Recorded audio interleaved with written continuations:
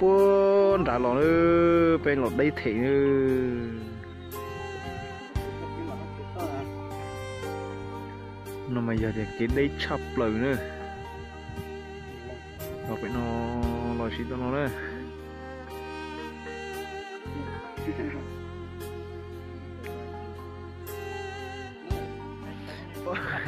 cho nó chắc khi một cái nhia đó cái tôi nhia đó sân thấy chắc khi chắc khi nó mua rau bướn đại yên bảy nữa mua yên bảy lò là cay ấy một lò kia lò ta chắc khi nữa một cái là chỉ muốn nhìn ấy cho nó có lỗi cho cô play lại nữa chứ đấy thì là nên cho tôi chơi nhia chứ đó chắc khi nè mua số rau nó số chỉ muốn nhia vậy mà hai nhá là tôi chơi chắc khi nó chơi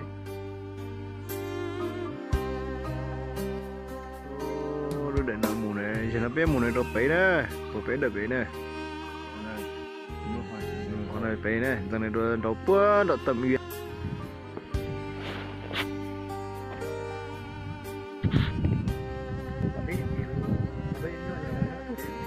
bữa hậu lò này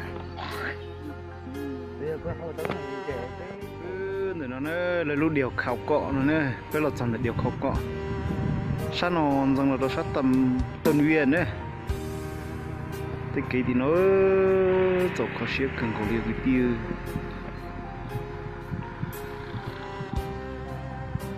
thêm một tí nữa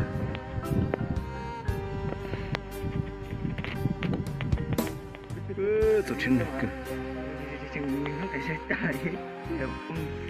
bùa hầu nữa được kìa to to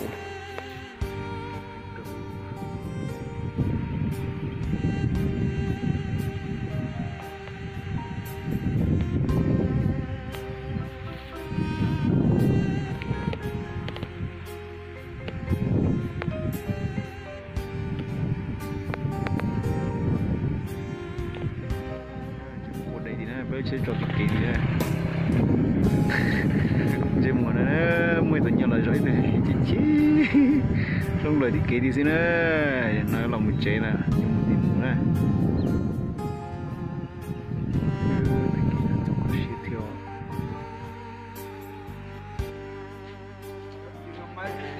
đấy nè với một sau đó lúc hoạt động thì lúc hoạt động thì động ông tiên là động ác chia đấy động ác chia đấy động này tàu cho thêm vào động một độ nó bây giờ này cái mình cho vấn đề đó này vào động một độ nó này ô vào động gì hả sao về cái xe hôm vào động một tí nó hò gồm cho gì xíu không cho cố xíu này cho tọt trụi chỉ bó này chơi này một độ này giờ kế này với một số lô hành động và động tia này đi để cho cháu bốn nó gạo tay thế muốn đó còn là giờ mùa hậu này họ nó pa mua cái chết chuột như sao rồi mua chết tủa xí nè xí hồ chết chín nó ra cái mùa nào mùa nè cái mà sau này lúc hạt chùa mùa động hạt chỉ tiền động hạt tiền hạt xí này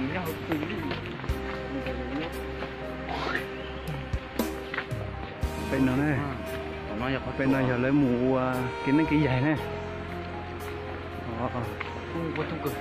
cái giày nháp bên nó lấy cho tôi nháp bên 10 năm mới sao không lấy rồi nên là này cho cái này cho mũ vệ lúc hạt chuột này nên lên thì tao bỏ để tôi nói với mũ lúc hạt chuột nó rồng sách nữa cô cho này với một sai lúc hạt chuột thế thằng chả này này thì mấy cây số nó chỉ to cứu số lấy tôi giàu đấy đấy tôi là tôi này tôi muốn xin này mà sao có chua sao có chua à ô rung mà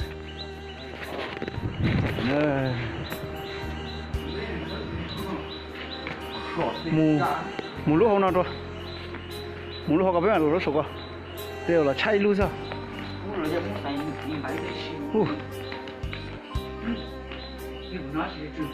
nhưng một số là một hậu nữa Nó tôi Nói đi cắt điện tuổi này. nó con nó nói chung thôi đi. Giá vé tham qua 20.000 đồng. 10.000 đồng từ 16 đến 15 tuổi. Ê, thôi nó xuyên này. Ơi, khó chuồn à. Đi lúc tôi nó dậy đến kia sẽ ra. Để Đấy. Cái chỗ giống câu. là tự tưng. Ôi, rụt xe hành nè, nó trốn tu hành nè. Nên nó quý tự tăng á. Trốn tu cực. Mấy lúc bà đây ơi. Tên nó á chứ, một số xin mà chứ.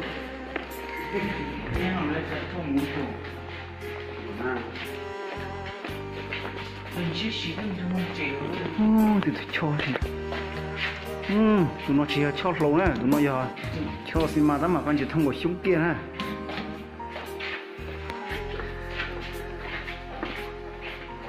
Có một chén mà Bắt tôi dùng cái quậy đi, bắt nào không trong mua để còn chung kẹt rồi. để nó đây liền từ nữa. Gì cả bao nhiêu câu thế này cho giờ nó Dùng cầu cử.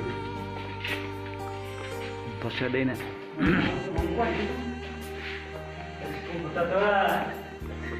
Xem con nó có chịu bàn cái này chứ con gì mà cái nó mà cờ.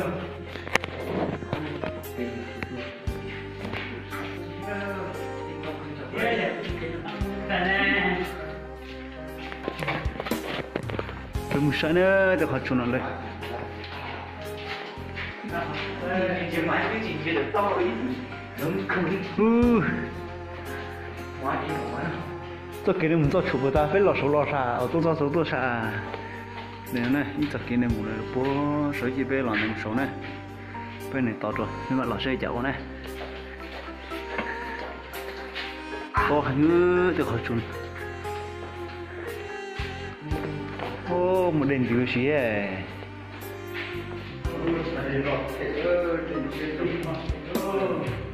Ô, to cử. Đi cây xuống nó nữa.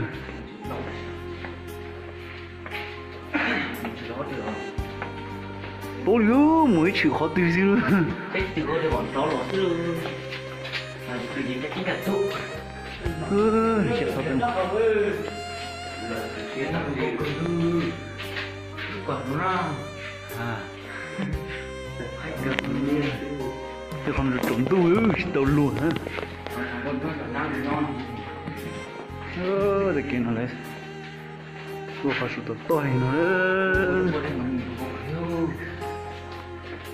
một chân nó phải muốn đấy tên nó muốn đây những điều nó xíu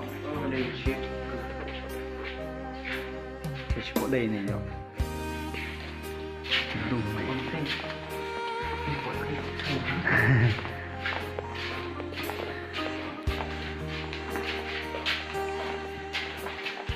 một sáng thì trồng có đấy thôi chỉ sai thì trồng có đấy nè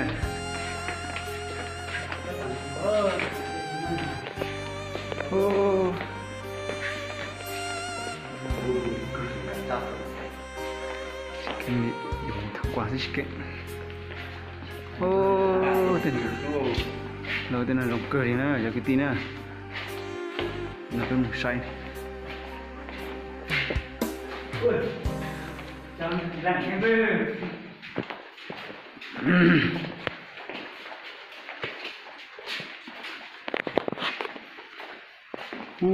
to thì một búa gì một búa ô thì búa đây phải không quay đây phải thế này giờ chụp bỏ ra nhà dàn nếu họ ra cho hát về cho búa gì già xuống này tôi là trốn tôi một số hết tự tăng rồi trốn tôi hành nữa thì là chỉ bỏ kia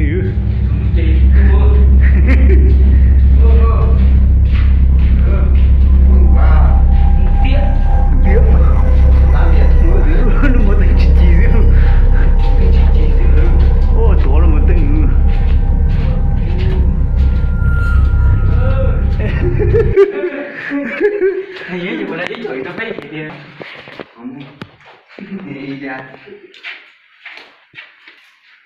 Để nói bây giờ chả đa hình thế này. Giải luôn. Giải luôn.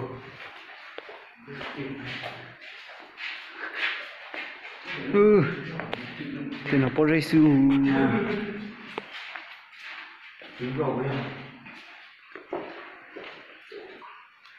Đây là hồ lỗ.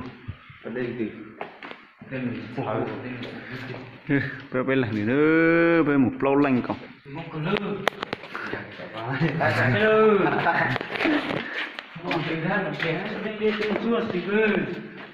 Nhân chần chần lít lít quần đào.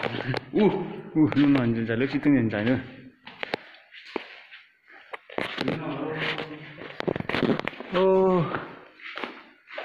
Tao tiêu à.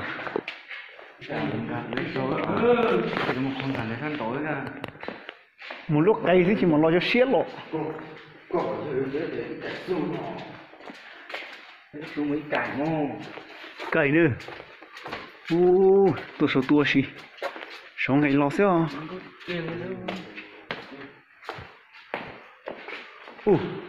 Sống một sới thằng ha. Hôm nào. Chỉ là đi nữa đây cửa nữa.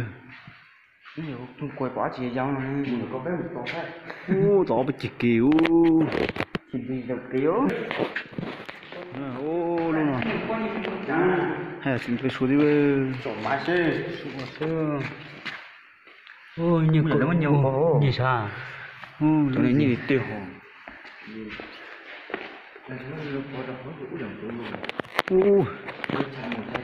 Phải cái ô thùng bó thùng.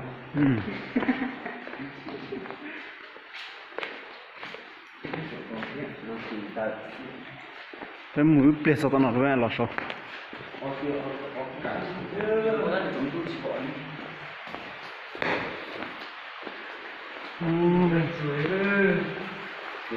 Đây rồi, đây chạy rồi. Để họ chuẩn chỉ đó đi đây đi tiền. Lúc chỉ tục cày. Thì hình gì thế nào, muốn hàng trong cờ nữa, cái tin à. Chỉ hay hết ra mù thế nào, đã mù trong thệ này.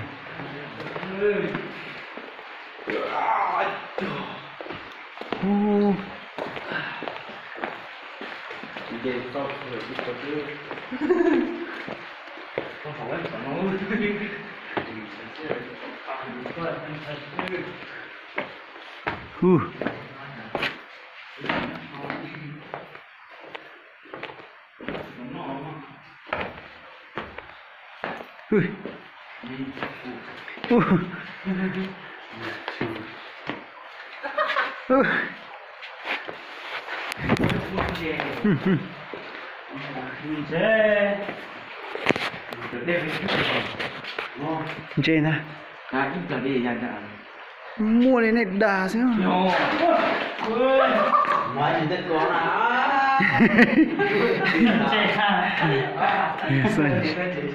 Nhà son chè này. Chỉ nước cạn đấy.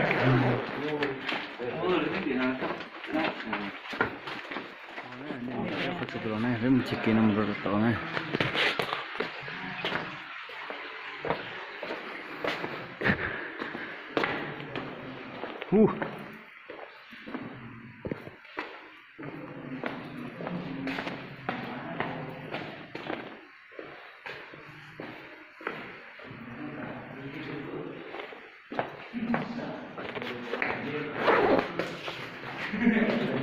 To hình nữa.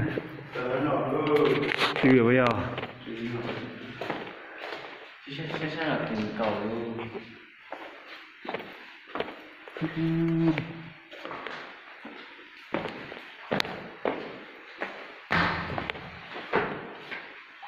Cười hơn anh ta đây ạ. Muốn chỉ có số đó. Chỉ thị O này.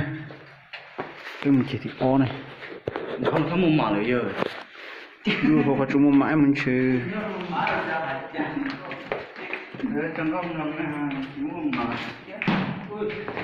Chỉ là chỉ thị O thôi.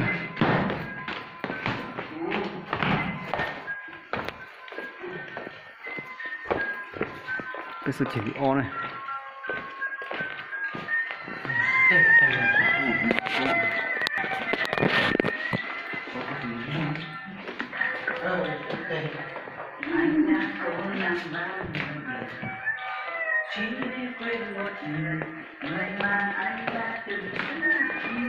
ôi chỉ được ăn cày của ta bên chiều nó tu này cho nó mua cho số tủy ta bên cày đó cá bên mua số tủy bên đó cá lỏng này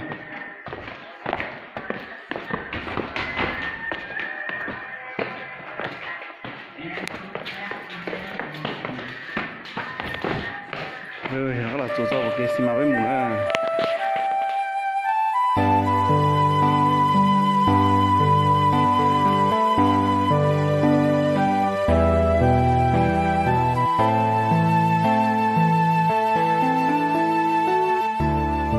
nó sẽ dò cho cái nó giờ cho sát xì nè nếu cho phải là một chế và ta tôi cho bà tạo bây số số tôi họ chế cho những chế tôi này giờ cho gì kìa tạo tôi lúc họ cho tôi này giờ chế cho nó bên họ là sát xì nó bên là một chế cú cho này thiết bên số này là một sai thật gì nó sẽ một lá chỉ của mà cho này thiết bên một sai đồ liệu khó cho này do căn trồng bệnh năm kỹ nè cá để thiếu bộ cũ cho nên mình đã vừa sai sự số có chơi rồng câu này giờ đi nó sẽ nhớ rồng đi trong không gì và cho đồ và cho tù bắt thân cả của này giờ chỉ suy chuyên tế cho câu luôn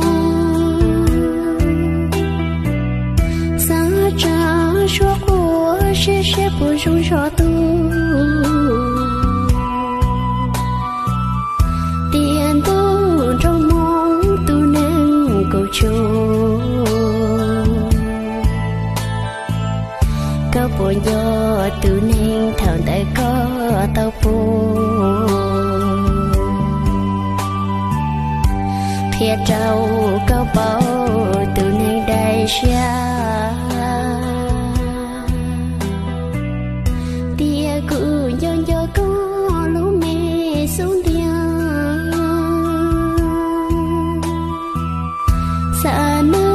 xa nia có từ men chia